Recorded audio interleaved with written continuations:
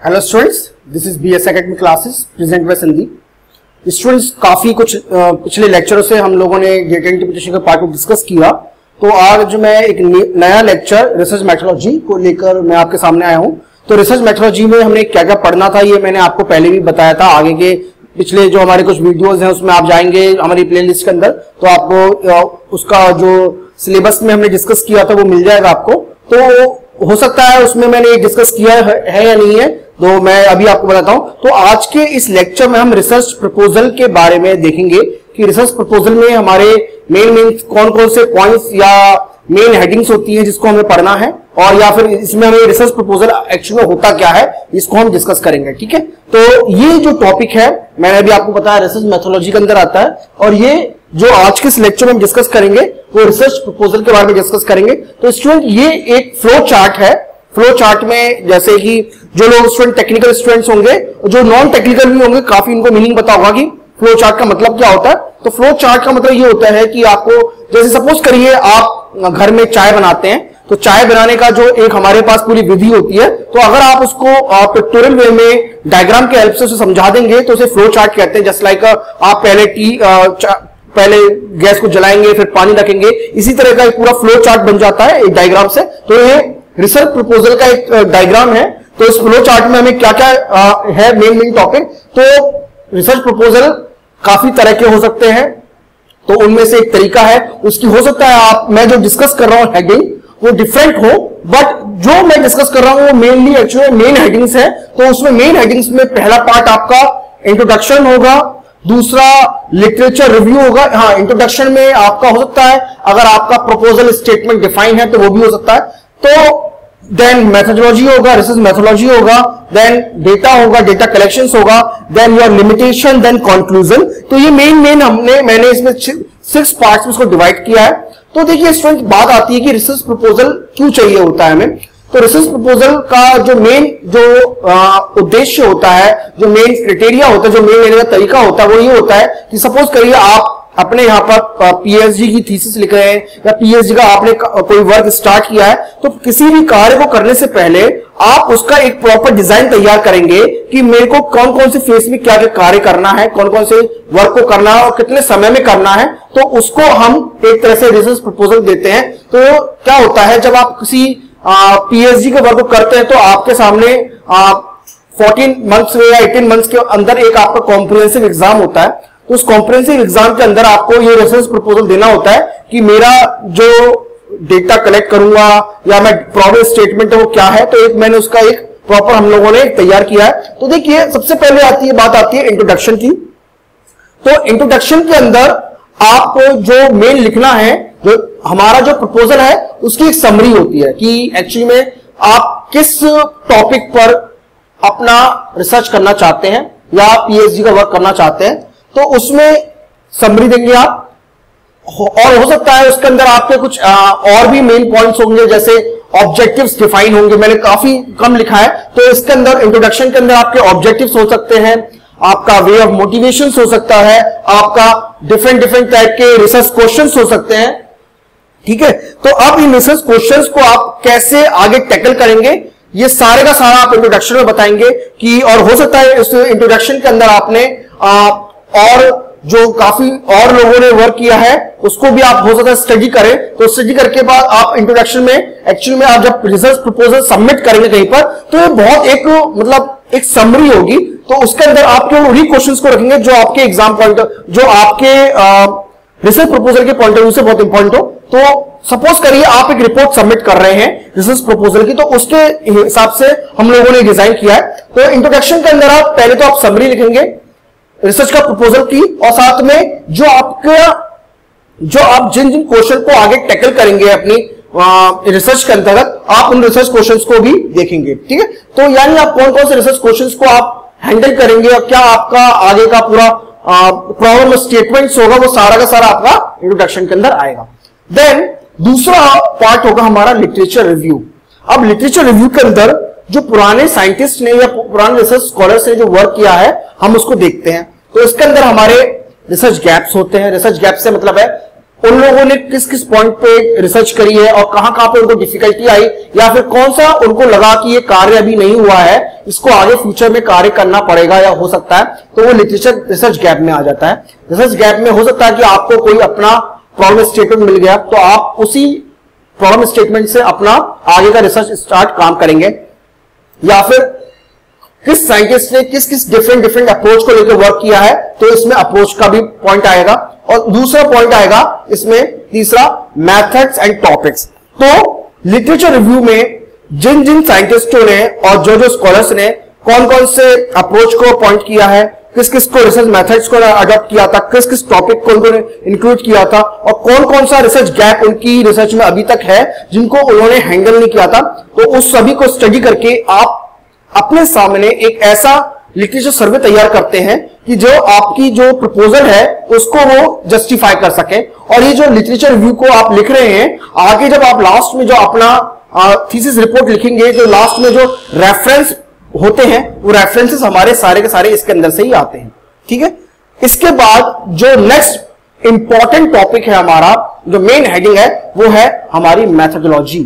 अब research methodology और research method में क्या अंतर है हम आगे के वीडियो में देखेंगे, बट रिसर्च मैथोडोलॉजी और रिसर्च मेथड इन दोनों में बहुत डिफरेंसेस हैं। वो क्या क्या डिफरेंसेस हैं हम आगे देखेंगे। ओके, तो रिसर्च मैथोडोलॉजी में आप ओवरऑल आपका क्या रिसर्च डिजाइन होगा, किस रिसर्च डिजाइन को लेकर आप काम कर रहे हैं उसको लेंगे, साथ में आप अपने रिसर्च के लिए आपको किस तरह का डेटा कलेक्ट करना है इसको बताएंगे, किस तरह का डेटा आप कलेक्ट करना चाहते हैं। मे बी आपकी, अब देखो, काइंड ऑफ डेटा डिपेंड करता है आपने किस टॉपिक पे आपने प्रपोजल लिया है। हो सकता है आपका प्रपोजल टेक्निकल हो, या टेक्निकल सब्जेक्ट को इंक्लूड करता हो, या फिर हो सकता है आपका ऐसा कोई टॉपिक हो सोशियोलॉजी से रिलेटेड जिसमें आपने किसी सोसाइटी की प्रॉब्लम को लिया है, तो उसमें आपका डेटा एकदम पूरा टोटली चेंज हो जाएगा। ठीक है, तो ये थी रिसर्च डिजाइन और काइंड ऑफ डेटा जो हमारे जो आते हैं मेन टॉपिक में आते हैं, वो रिसर्च मेथोडोलॉजी में आते हैं। इसके अलावा रिसर्च मेथोडोलॉजी में आपकी क्या कॉस्ट रहेगी पूरी,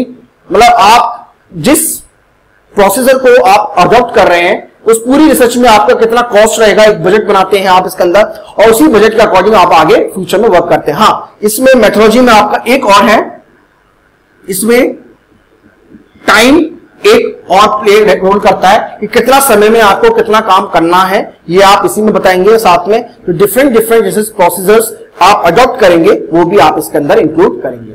ओके स्टूडेंट, इसके बाद जो इंपॉर्टेंट टॉपिक आता है वो आता है डेटा। डेटा, आप किसी भी एग्जाम, किसी भी रिसर्च में डेटा सबसे ज्यादा इंपॉर्टेंट रोल प्ले करता है, और सबसे ज्यादा ये टाइम कंज्यूमिंग होता है। टाइम कंज्यूमिंग इसलिए होता है क्योंकि किसी भी रिसर्च को करने में सबसे ज्यादा जो समय लगता है वो इसी फॉर्म में लगता है, इसी हेडिंग में लगता है। और तो इसके अंदर कौन कौन से मेन हमें टॉपिक को लेना है, डेटा को आप कैसे कलेक्ट करेंगे, way of collection of data, और आप कैसे डेटा को रिप्रेजेंट करेंगे। रिप्रेजेंटेशन से मेरा मतलब है आप डेटा को टेबुलर फॉर्म में शो करेंगे, डेटा को ग्राफ फॉर्म में शो करेंगे, टेबल्स को आप किस वे में रिप्रेजेंट करेंगे, सो दैट जो आगे या फिर किस रिप्रेजेंट करके कैसे एल्गोरिथम में उसको डेटा को फीड करेंगे, सो दैट आपका वहां से जो रिजल्ट आए वो करेक्ट आए। ठीक है, हाँ, एथिक्स का यहाँ पे बहुत बड़ा रोल है। एथिक्स से मेरा मतलब है, अगर डेटा आपने गलत चूज किया और अगर आपने डेटा को सोचा कि अब मैं इसको अपनी अकॉर्डिंग मोल्ड करके अपनी रिसर्च ओरिएंटेड वर्क करूंगा, और हो सकता है आपका डेटा गलत आ रहा है, बट आप उसके सामने, दुनिया के सामने उसे करेक्ट वे में रिप्रेजेंट कर रहे हैं, तो ये नॉन एथिकल है। तो इसमें एथिकल जो क्वेश्चन आता है कि कभी कभार आता है कि किस प्रोसीजर में आप एथिक्स को इंक्लूड करेंगे, तो डेटा कलेक्शन के अंदर हमारा एथिक्स का बहुत बड़ा रोल होता है। ओके, इसके अलावा डेटा में हमारा डेटा एविडेंस, यानी जो डेटा आप कलेक्ट कर रहे हैं वो डेटा कितने लेवल तक करेक्ट है। हो सकता है आप रॉन्ग डेटा कलेक्ट कर रहे हैं, तो उसका एक पर्टिकुलर एविडेंस आपको देना पड़ता है कि किस वे में मैं इसको डेटा कलेक्ट कर रहा हूं, और जो डेटा मैं करेक्ट ले रहा हूं वो करेक्ट है भी या नहीं है, तो ये डेटा एविडेंस आपको देना पड़ता है। ओके स्टूडेंट, इसके बाद जो नेक्स्ट इंपॉर्टेंट टॉपिक है इसमें वो है लिमिटेशंस। लिमिटेशन से मेरा मतलब है कि जो डेटा आपने, जो पूरी रिसर्च का प्रपोजल आप दे रहे हैं, ये हो सकता है कि किसी रूप में किसी लेवल पर ये फेल हो जाए, क्योंकि आप डेटा को जो कलेक्ट करा है आपने, वो आप क्या करते हैं, डेटा को एक सैंपल वे में डेटा कलेक्ट करते, पूरा पॉपुलेशन तो लेते नहीं है, तो किस लेवल पर ये डेटा फेल हो जाएगा, किस लेवल पर आपकी पीएचडी का ये जो आप प्रपोजल दे रहे हैं वहां पर ये वर्क नहीं करेगा, अगर करेगा नहीं तो आप लिमिटेशंस को बताते हैं। तो उस केस में आप उसका ये बताते हैं कि आपने कि मेरे जो मैंने स्टडी कर रहा हूं उसकी क्या क्या वीकनेसेस हो सकती है फ्यूचर के अंदर, और उसको सॉल्व करने के आप सॉल्यूशन भी प्रोवाइड कर सकते हैं, और साथ में आप अल्टरनेटिव दे सकते हैं कि इसके अलावा हो सकता है अगर मैं रिसर्च को इस वे में लेता तो शायद ये डेटा जो मैं रिसर्च होता ये इस वे में, इसके में जो वीकनेसेस आ रही है उसको मैं आगे फ्यूचर में करेक्ट कर सकता था। तो ये अल्टरनेटिव्स मेरा इसलिए किसी भी रिसर्च में देनी जरूरी होती है। लास्ट और जो इंपॉर्टेंट है वो है आपका कंक्लूजन। कंक्लूजन के अंदर आप बताते हैं कि आपने जो रिसर्च करी है वो क्यों इंपॉर्टेंट है सोसाइटी के लिए या फिर किसी और के लिए भी। तो आपने पूरी स्टडी में जो कंक्लूजन जो आपने पूरे प्रपोजल में आप दे रहे हैं वो क्या जरूरी है ऐसे इस पूरे प्रपोजल में जो आप करेंगे, तो इंपॉर्टेंस बताएंगे। साथ में कंक्लूजन के अंदर आप किस वे में रिपोर्ट को लिखेंगे ये भी बताते हैं, और साथ में आपका क्या कंट्रीब्यूशन था इस पूरे रिसर्च प्रपोजल में ये भी आप बताएंगे। ठीक है, तो स्टूडेंट्स हमने ये 6 हेडिंग्स देखी।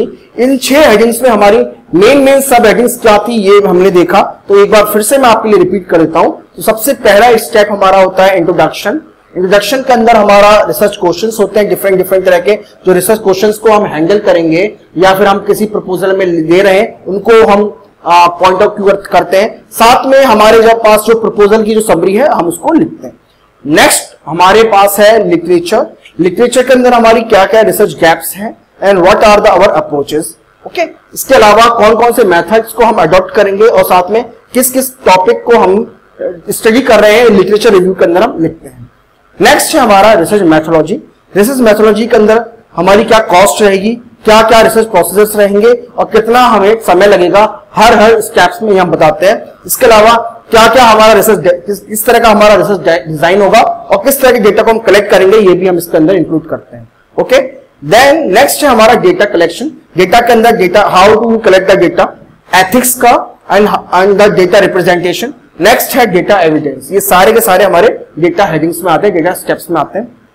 इसके अलावा नेक्स्ट है हमारी लिमिटेशंस। लिमिटेशंस के अंदर हमारे वीकनेसेस और हमारे अल्टरनेटिव्स और हमारे क्या क्या सॉल्यूशंस हो सकते हैं ये हम देते हैं। और लास्ट और जो मोस्ट इंपॉर्टेंट है what is our conclusion, what are our conclusions, और इसके अंदर क्या क्या हमारी इंपॉर्टेंस है और कौन कौन किस किस चीज पर हम रिपोर्ट्स और अपने कंट्रीब्यूशन को करेंगे ये है। तो स्टूडेंट्स आज का जो रिसर्च मेथोलॉजी का जो पार्ट 1 का ये वीडियो था ये इतना ही है। इसके अलावा जो और रिसर्च मेथोलॉजी में हमारे और जो टॉपिक रहे हैं मैं आगे फ्यूचर वीडियो में उनको इंक्लूड करूंगा। अगर आपका भी कोई सजेशन है या रिसर्च मेथोलॉजी में आपको कोई डिफिकल्टी फेस हो रही है तो आप मुझे मेरे ईमेल आईडी sandeep2006@gmail.com पे लिखकर मेरे को लिख सकते हैं, और मैं अपना ईमेल आईडी अपना जो डिस्क्रिप्शन है इस यूट्यूब चैनल पर जो हमारा जो वीडियो है उसमें आपको दे दूंगा। Okay sir, thank you.